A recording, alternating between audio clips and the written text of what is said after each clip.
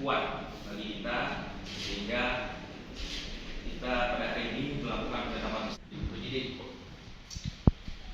Kejaksaan Negeri Bandar Mulia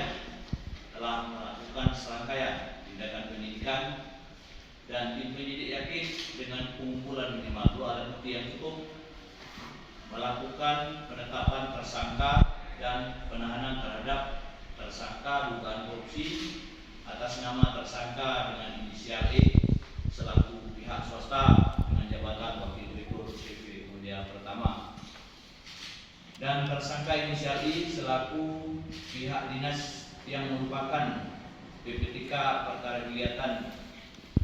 peningkatan jalan ibu kota Kecamatan Syekh Utama Kabupaten Bandar Mulia tahun anggaran 2018 dengan nilai kontrak sebesar 1,5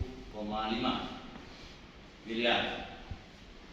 yang bersumber dana otonomi khusus Aceh tahun anggaran 2018 pada Dinas Pekerjaan Umum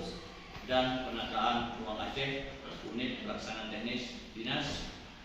atau UPTD Wilayah 3. Tersangka E yang merupakan Wakil Direktur CV Mulia Pratama sebagai pemenang tender telah melakukan pekerjaan tidak sesuai spek sebagaimana dalam proyek, sedangkan tersangka I yang merupakan pihak dinas mengetahui pekerjaan tersebut tidak sesuai spek, namun tersangka tetap mencairkan dana untuk pembayaran sehingga timbul kerugian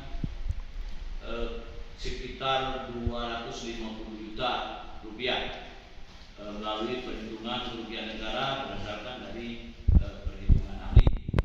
Kedua tersangka masing-masing dilakukan penahanan berdasarkan surat perintah penahanan 168, 169 masing-masing mulai atau sejak tanggal 2 Maret 2023 dengan jenis penahanan rutan selama 20 hari ke depan